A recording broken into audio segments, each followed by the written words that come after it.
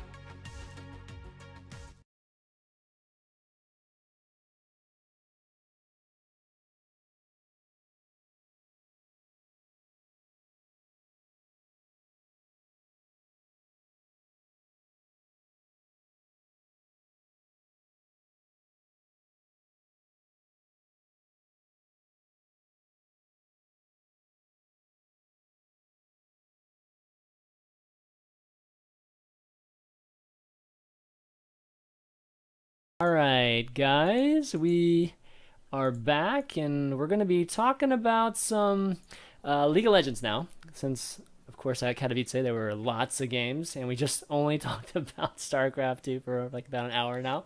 Can't imagine why. Exactly. So League of Legends, obviously a big event. I think it went really well. Lots of viewership, lots of the crowd watching it. Biggest thing that I noticed was, KT Rolster Bullets won, and I think the sentiments was, or a lot of the sentiments was just like, KT Rolster Bullets isn't the top team in Korea, right? It's more like maybe the 5th or 6th best Korean team, and them beating Fnatic, beating Cloud9, everybody over here. I think it kind of speaks to just, I guess, where the strength of the best teams are, right, in League of Legends, which is heavily in Korea, I feel like, right now. Thoughts on the League of Legends part, Richard? Portion of Katowice. I don't know. Is Paul not going to go first on this? He's still technically the tournament organizer guy. Yeah, just kind of want to get your thoughts first, but I really enjoyed the Esports Express article about it. Come on. I think it summed it up nicely. God. Okay, all right. I don't know. I mean, for the love of God, can someone just nerf Koreans? I don't know what to do about them. I mean, they're just stupidly good at games all round, aren't they? I was with my tournament hat on, I was secretly rooting for Gambit and Fnatic to go through. Yes, obviously, I think everyone pretty much was in Europe anyway, and North America after Cloud9 went out. Mm-hmm. But you can't take it away. I mean, the point of a world championship is to have the best teams that you can possibly have. I think it's arguable that we didn't have maybe the very best teams there, because we also know what SKT1 are right now. But I think it does send a message to the Europeans and the North Americans that we need to step up, and it's as simple as that. And it's not that different to StarCraft. We've witnessed this for 15 years now. So if people in League of Legends are only just coming to the realization that Koreans are pretty good at games, then they've got a lot to live up to, because they've been good for a long, long time, and I don't see any other way that they're not going to get good soon. So it really is up to everyone else to step up. And as far as the tournament is concerned, sure, you have, like, in my mind, there are times when I go, okay, what would be great for the crowd here? For instance, semi-finals, I love the Team Dignitas guys. I've managed many of them in a team years ago as well. I have a real soft spot for Fetish. Obviously, I have a soft spot for Odie and Dignitas, because I've witnessed them start from scratch as a Battlefield team. And yeah, I'm sitting there going, it'd be really good if Virtus Pro could get through to the final, because the crowd would be insane. So it's a real, it really tears me apart when I watch friends and people I care about playing and really wishing to win. The final was no different. I mean, I'm friends with all 5 of the NIP guys, have been for a long time, but I've also been friends with Neo and Taz for a very long time too. So that one was really tough. As an organizer, you just hope that you get a great final and that the right teams are in it for the right reasons, but secretly you always have a soft spot for certain teams, because they'll either A, give you great numbers, or B, you think that the matchup will be in such a way that will give you a great final. Like we've already spoken about StarCraft, if we'd had a Terran in there versus one of the Protoss. Yeah. Richard, thoughts? Well, I enjoyed the tournament. I thought it was a good spectacle again. Certainly had no quibbles on that. We also saw that it isn't just all of Asia that are, unconquerable or unassailable. From Europe and North America, so that was something, I guess, as scant consolation. For me, I think the real interesting storyline was just sort of Fnatic's progression through the tournament, and I thought that was really, really interesting, because I want to see how they're now going to translate making the finals to their LCS form, which really needs a shot in the arm. Certainly, they should be Europe's shining star team. It hasn't really worked out like that of late, and they looked really good at IEM. I did an interview with Soaz. He was in good spirits. They seem to have almost, I mean, maybe not what Paul wants to hear, but it's like they almost used the tournament as a holiday, if you like, from the rigors of LCS, like kind of a boot camp.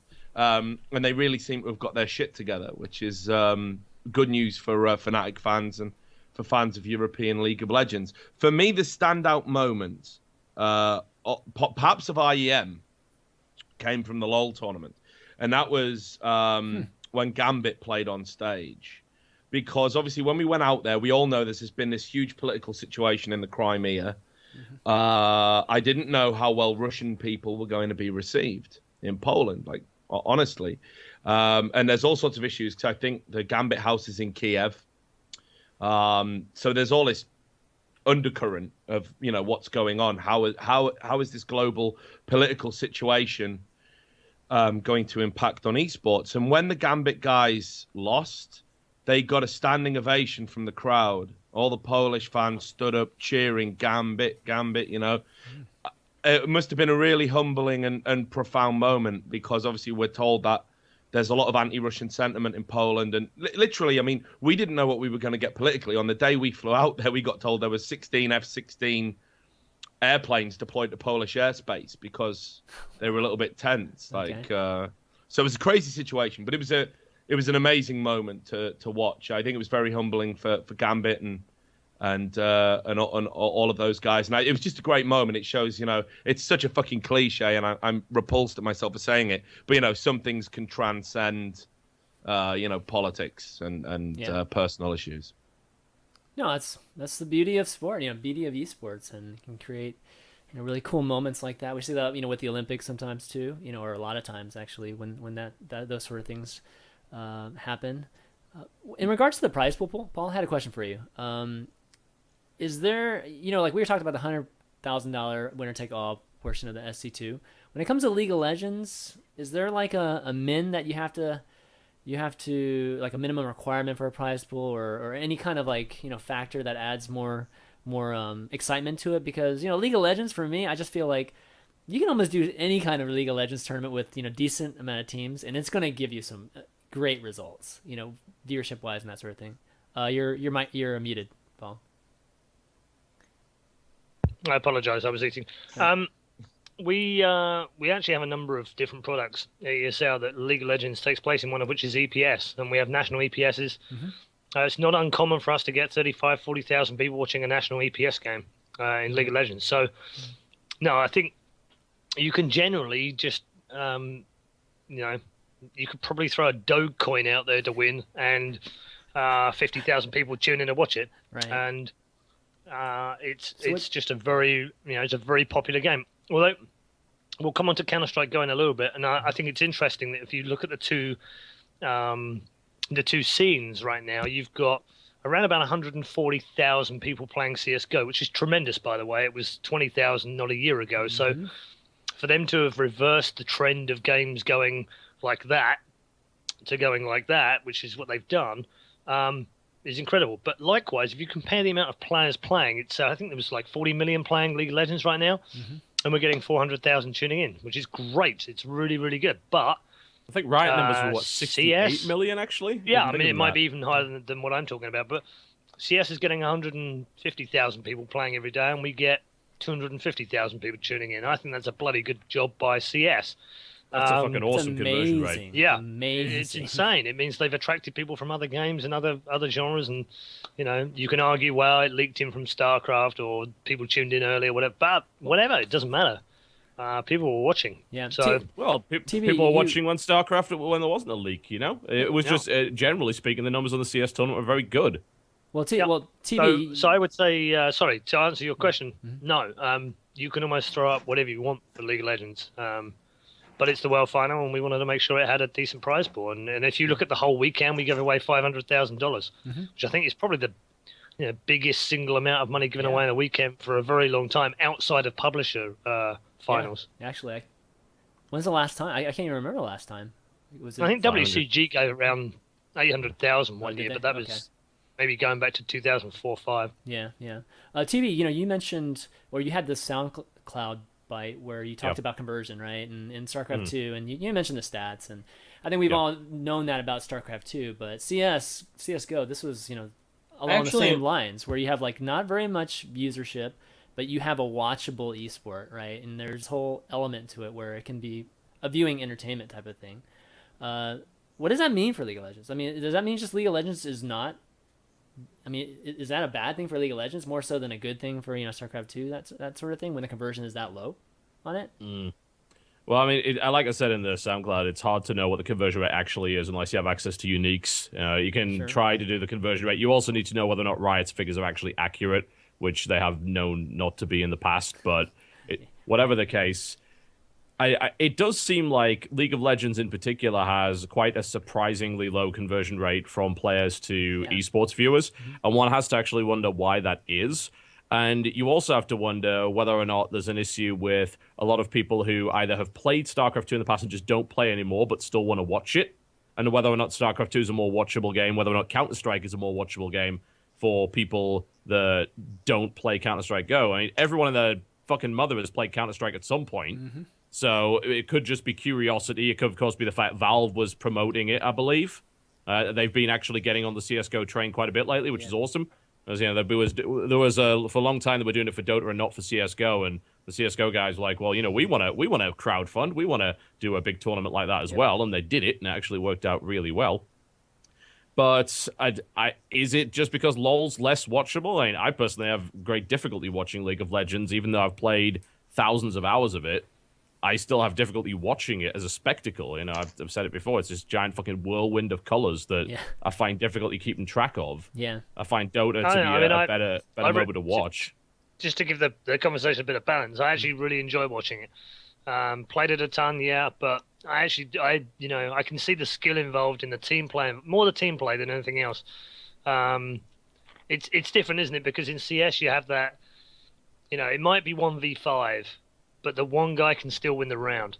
Yes, you can. In League, when it's 1v5, he has to back, otherwise he's dead. So it doesn't quite have that kind of instant gratification that CS can give you in the way that it's set up. And in one round you can see a domination, and in the other round, in the very next round, you can see complete, cataclysmic failure from the same players that just dominated the previous. It's very dynamic as we go through it. So I think that's part of the enjoyment of watching CS. At least it is for me. But I enjoy League for what it is, and I can see that the team plan, the timing, specifically the timing involved in it, is remarkable at the top end. It really is. And when you played enough of it to understand how difficult some of the things that they do is, their reactions are, just microscopically brilliant. And it does look complicated to a casual viewer, but it's still getting a ton of people watching it. Yeah, Steven, I mean, you've played League, obviously, and you've played Dust 2, and Yeah, you've I watched have. both. So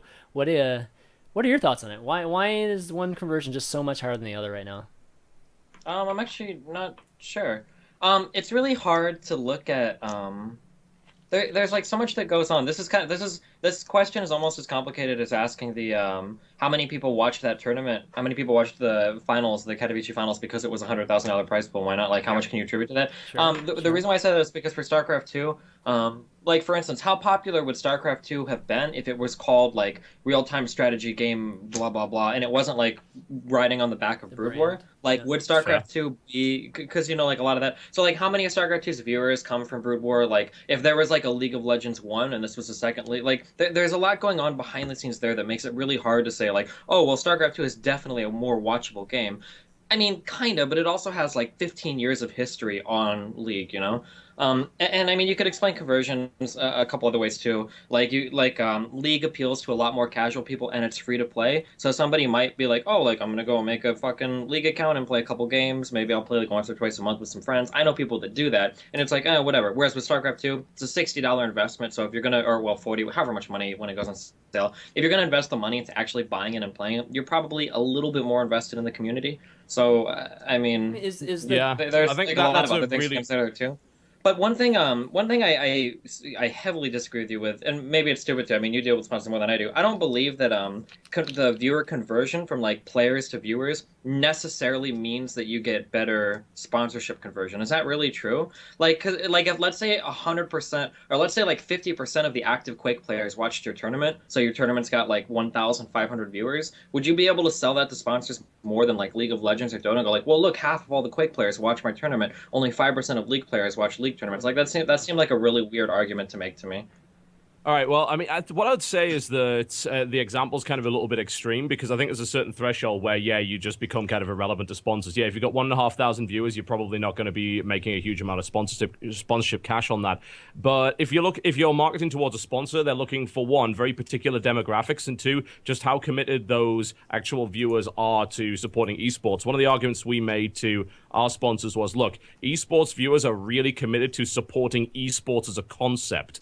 And they're willing to do things like buy pizza, for instance, in order to do that.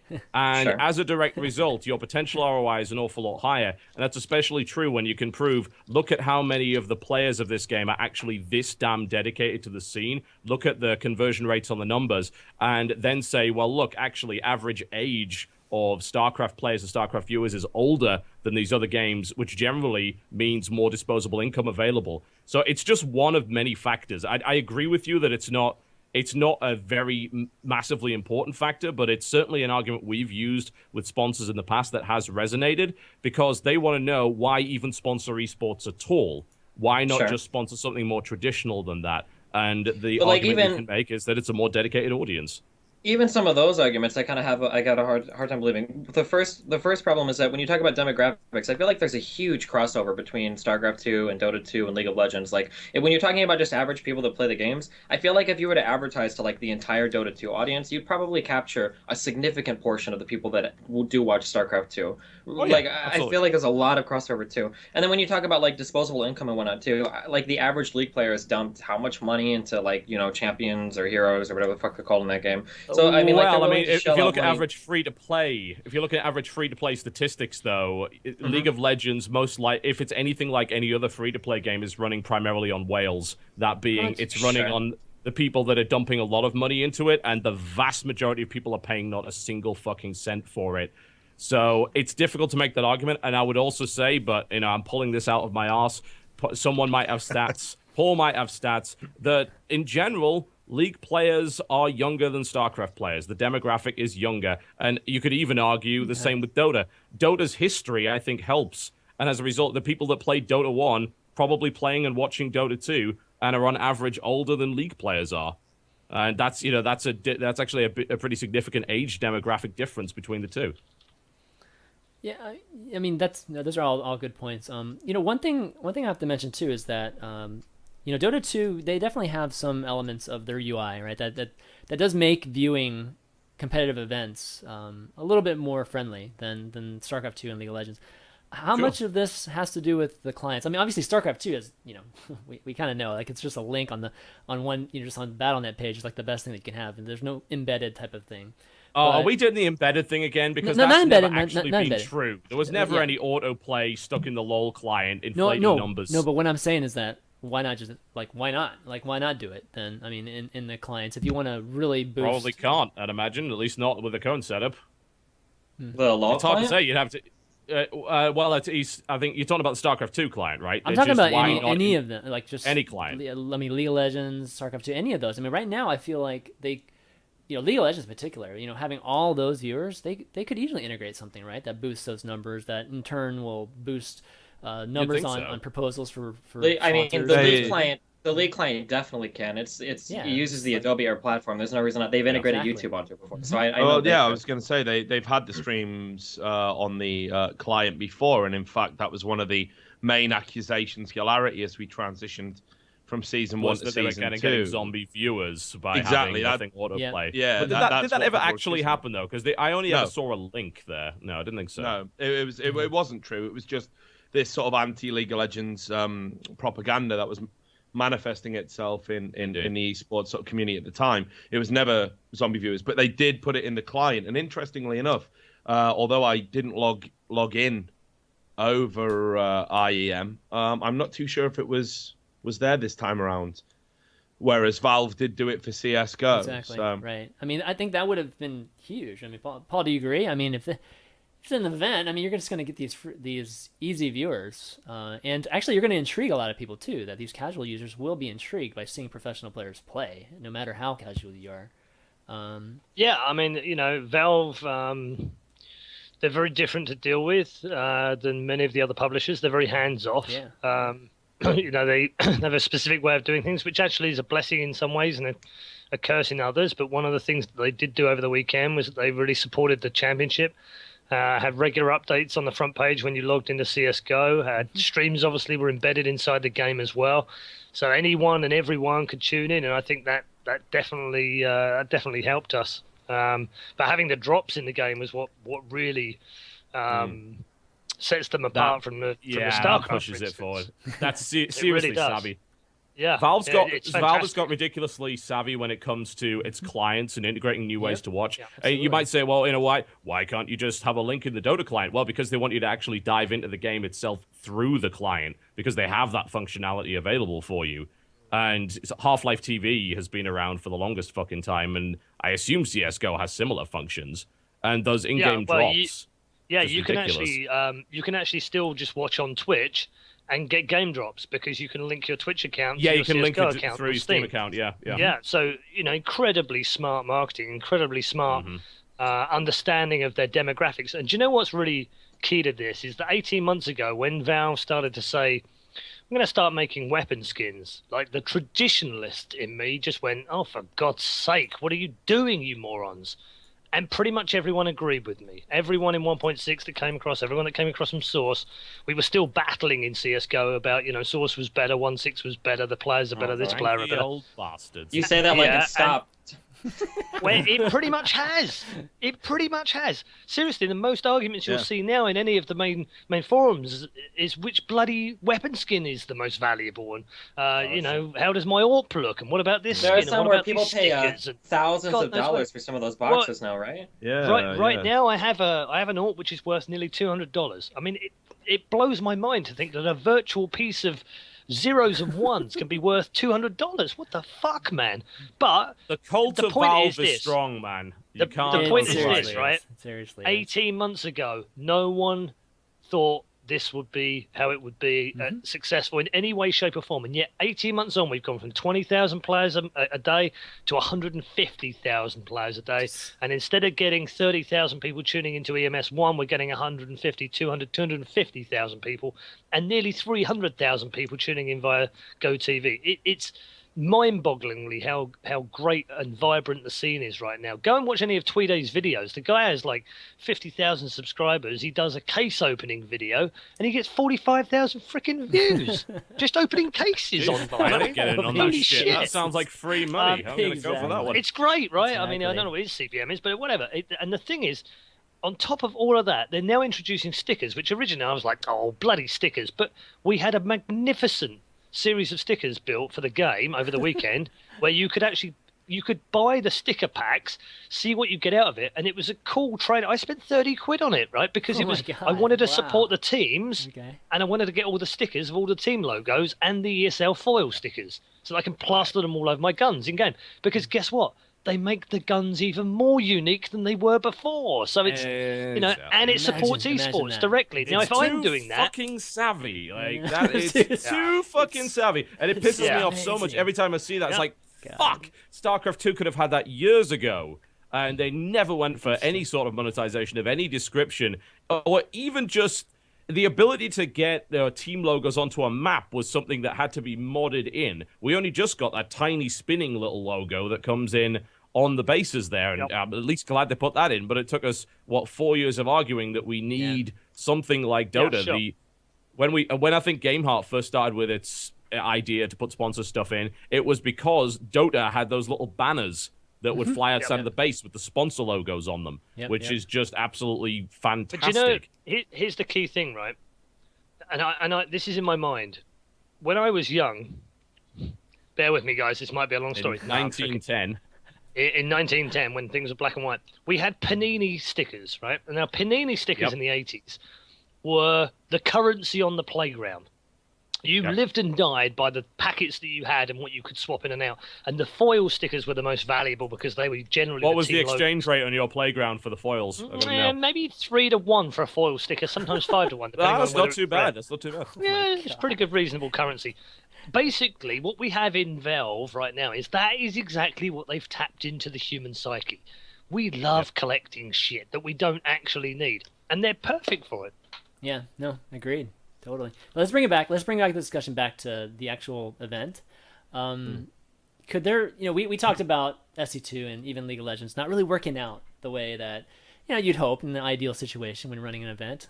But can you ask for a better... was there a caster that didn't make it to the Whoa, Counter-Strike? we'll get to that in a second. Really? When it comes to the finals notice.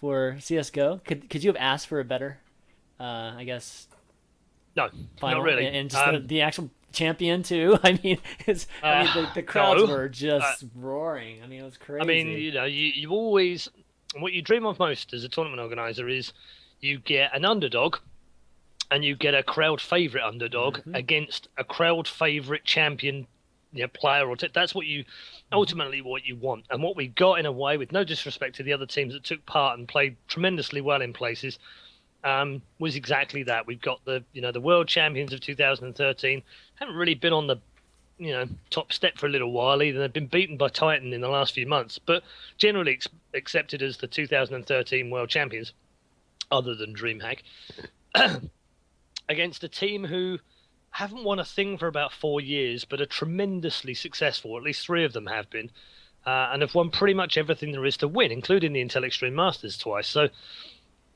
and they're Polish, and they've got Taz, who is probably the most charismatic Counter-Strike player of all time. Yeah. So, yeah, the everything aligned in the right way to somehow get these 2 teams into the final, and they didn't let us down. In a way that, well, I kind of guess Nip did in a way, because they didn't really put much of a fight up, and I was very surprised about that. They were very, very upset behind the scenes afterwards as well.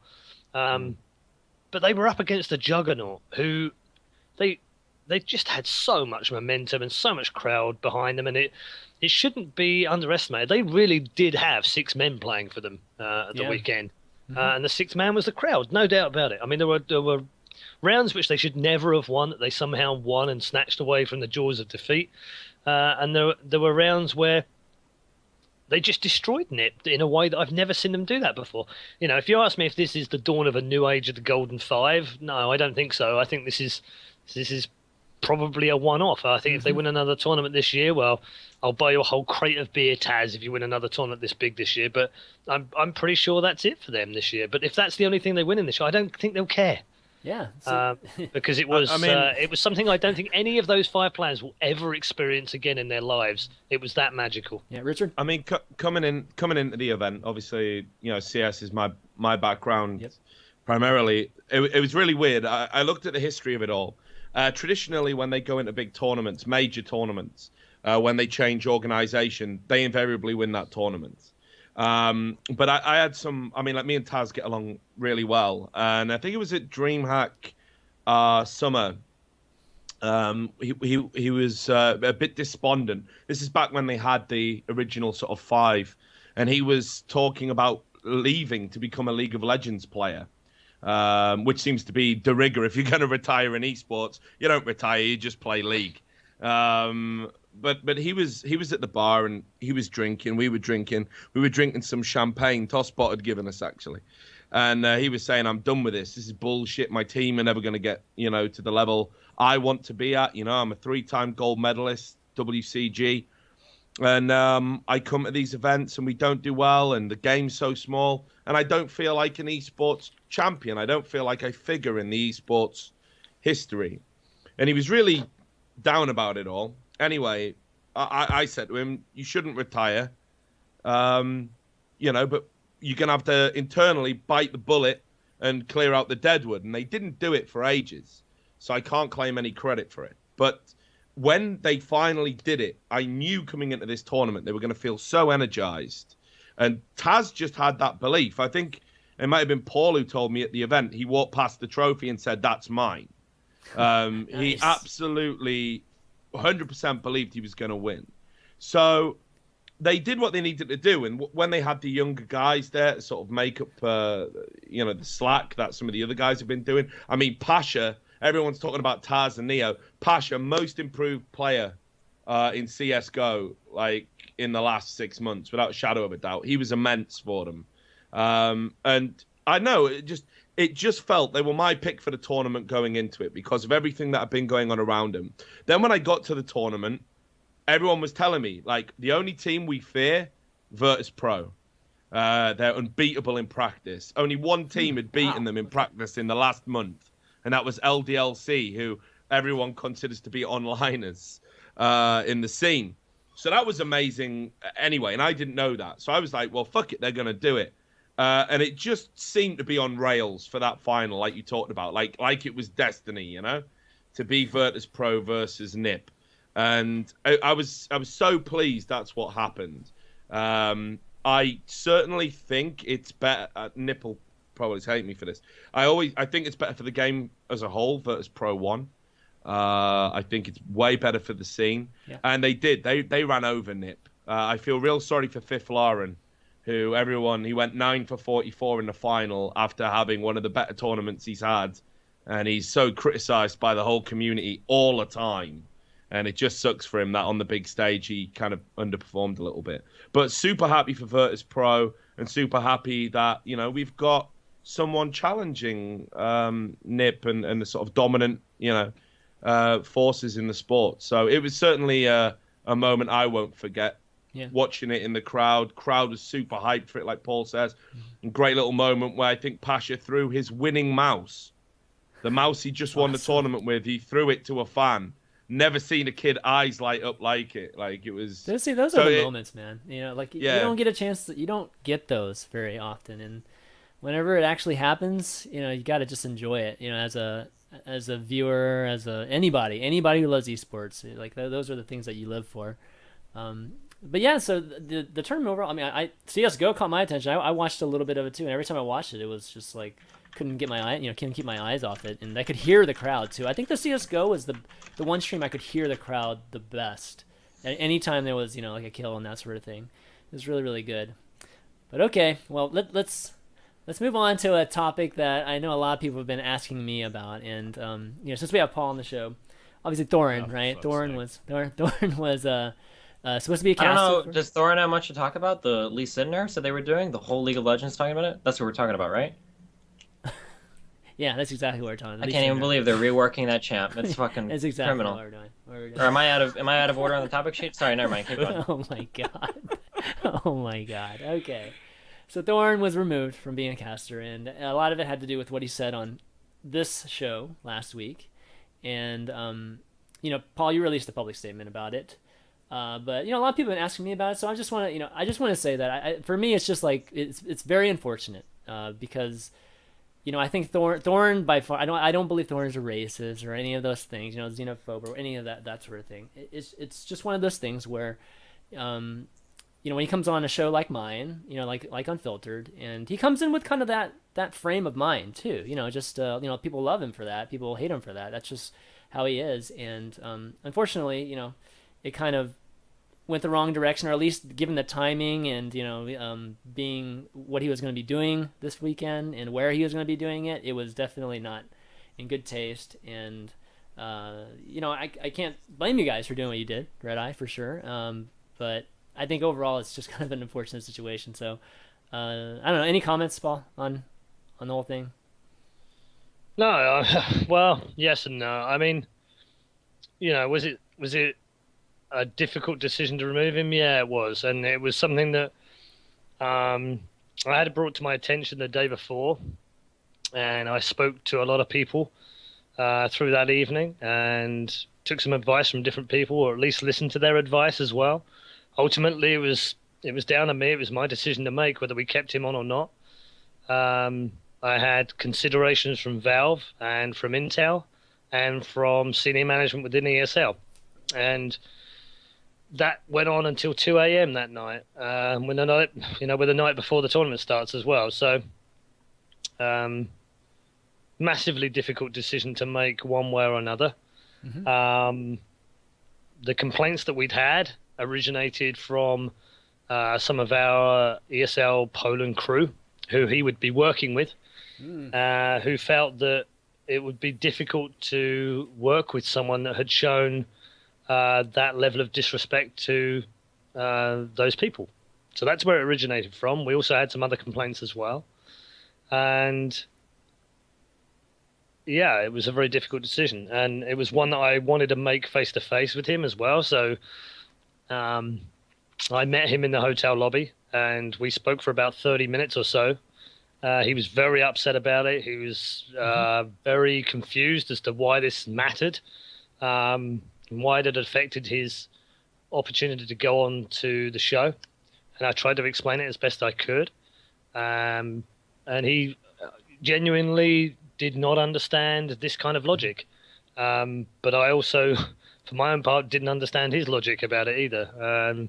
But he was very upset, noticeably upset about it. And ultimately, it's a decision that I stand by, and I would make again if I had to. And, whilst I don't think he's a racist, and I don't think that he necessarily meant, he meant what he said, but I don't think he meant it maybe in the tone that it was taken. I wasn't personally offended by what he said, obviously, so it's very difficult for me to comment on that. But I have some very close Polish friends, and I'm not just talking about Michał either, who were super offended by it. Really, really, truly offended by it. And I asked for their opinions as well because I value their thoughts. And in the end, taking everything into account, we absolutely could not be associated with those kind of thoughts. Oh, and okay. It was as simple as that. Yeah. So let me. Paul, you. Go ahead, TV. Go ahead. I was going to say, Paul, you mentioned that you actually spoke to sponsors, as in this was not just a couple of people on your staff that were not happy with it. You spoke to Intel, Yeah. So it actually is that big a fucking deal. It's not just a couple of people getting upset. They came to us as well. So to be fair, a few weeks ago I made some inappropriate comments on a show. They were perfectly innocent remarks. We did a pretend analysis section on the IEM Cologne show. And it was basically because I'd ribbed Todd the day before for messing up the analysis. So he said, well, if you're so bloody clever, why don't you do it? So the following day we did. And I did it.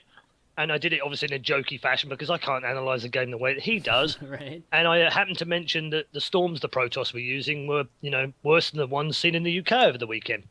Very inane remark, didn't mean any harm by it. Okay. Intel asked me to apologise because they've received a complaint. And that's the age we live in, unfortunately, now. We live in the age of, super sensitive people about specific things. And I don't blame the guy for being upset about it. I didn't feel like I should have to apologise either, but I absolutely had to. And I had to do it publicly on the show. I could have offered that to Thorin. I did consider doing that, but I felt that didn't actually change anything. And do you know what? I also, and this sounds a little bit, wrong after the event, but I really did fear that he would face a bad backlash from people at the event. After all, we had 12, 13, 15,000 people in the venue. And I didn't want to be responsible for that either, if I'm honest. And I hope he didn't get any abuse. I know that he was worried about it on the first day, but I hope he didn't. And I hope that he learns from this and he comes back stronger. I mean, I got lots to say on this, because seriously, first things first, I hit an all-time low in my journalistic career by even breaking the story. I feel real dirty and unclean about doing that. Seriously, no jokes. I just feel disgusted at myself. There was a lot of chatter about it, and I feel it would have got out, but I didn't have to be the guy that reported on it. And I think what made it all the worse was someone even said on Reddit, I'd read more of your stuff if you did more real reporting like this than instead of trying to bait drama all the time. And I thought, this is as fucking TMZ as it gets. Guy says something that people don't like, gets punished over it. It was so base to even report on it and give it that credence. And I took Thorin out for drinks and apologized profusely because I certainly helped make it seem a bigger issue than I think it was. The problem sorry, go on. No, you're fine. I thought you the problem that ESL had was proximity, I believe. It was just too close to the event for the storm to blow over. Yeah, absolutely. For a real apology to be made, for any sort of... It was basically, he's either going to have to do it on the show, and we're going to have to hope that goes over well, or we're not going to have him on the show. And I said that to Duncan. I don't necessarily support the decision to remove people for things they've said. But as I said to Paul at the event, it's just too close. And the things he said were probably stupid. I mean, I'm sure Duncan feels a bit of an idiot for sort of saying what he said a few days before traveling to the event. So there was that as well. I do not think that if someone says something you disagree with, it is necessarily you endorse. I don't think you endorse their beliefs by hiring them. I think if that was true, I think everybody here would be fucked for work. I think we've all that's said. not what. Whoa, what you just said was absolutely not true. That's standard. That's pretty much standard practice these days. That if somebody's very public about a belief they have, that the company that they're associated with is seen as endorsing it. People get fired all the time over stuff like that. Like we're not even in esports. Or not. Yeah, like that's maybe like 15 years ago you could have said that, but today that's absolutely okay. So here's an example. Okay, and I apologize for anyone this offends. I'm repeating a quote. Okay, so we're gonna have to be adult about this. Hang on a minute. I'm just starting my email to Evan Media. Oh boy, here we go. Right now, I'm disgusted. New segment next week coming up. When Toby used the phrase "as lame as a nigger's baby." Oh, Jesus. Right now, that's a disgusting thing to say. That's an appalling phrase to use. It's disrespectful towards black people. It's disrespectful towards people with disabilities. It works on two levels. It's grotesquely offensive. After that, he was still employed. I didn't see anyone saying, well, we can't work with Toby again when he was at the peak of being the voice of Dota. And if I remember quite correctly, I think that was prior to the International. I don't recall anyone saying that Valve endorse racism, and I don't recall anyone saying that Valve endorse anti-disability slander. So I think what you need to do is you need to look at it on a case-to-case basis. Okay. I do not think ESL would have been perceived to have endorsed those views had there been a 2-week gap, just a 2-week gap, because we all know how esports drama lasts. And goes very it's quickly, a storm in an e-cup, 3 days tops. If you can make it to the 3rd day, no one's going to remember it. So there's that, and I that's just it's an extreme example, but it's an example all the same, and I think it's pertinent that people remember things like that.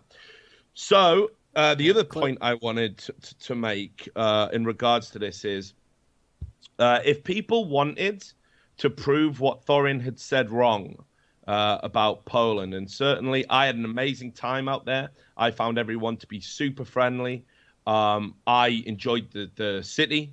I enjoyed my time there. I literally had a great time. So I can't speak badly of the place at all. But if people wanted to prove Thorin wrong, the way to go about that would to have been way more, okay, well, that's your opinion, but fine, we're going to have an amazing event. Instead, he got over 200 Twitter messages, Facebook messages, private email messages from people actually saying they were going to beat him up at the event, stab him. They were going to make him suck their dick. It was incredibly detailed, some of the level of abuse. And these were from people who said they were at the event and looking for him. He had to spend most of the time cooped up in the hotel. The one time he went out with me to have some drinks and catch up about it all was everyone was in his face about it. I can imagine it being I'm sure Duncan would play it down, but I can imagine that being pretty fucking frightening. And I think shame on those people, to be honest. Whatever anybody says, no matter how controversial it is, or how much we dislike it, threatening to kill people, rape them, it's beyond the pale, and all those people should hang their heads in shame. So none of this has been a defense of Duncan's actions, and none of it has been a criticism of ESL's actions. I think it was a terrible situation to have unfold, and there was no real way to get through it without something shitty happening. Right. And I think ultimately that the root of that does indeed lie with Duncan. I will not absolve him of responsibility. The only final point I wanted to make on it as well was, and Paul might be able to elaborate on this further, I think it would be a tragedy. I think it would be an absolute tragedy if the best the best CS:GO analyst was frozen out from ESL and from other broadcasting companies that may take a leaf out of their book. The scene would be far worse for it, and I think the broadcasting experience would be far worse for it as well. All right. Well, why don't we conclude that segment, and let's move on to something more happier and less controversial.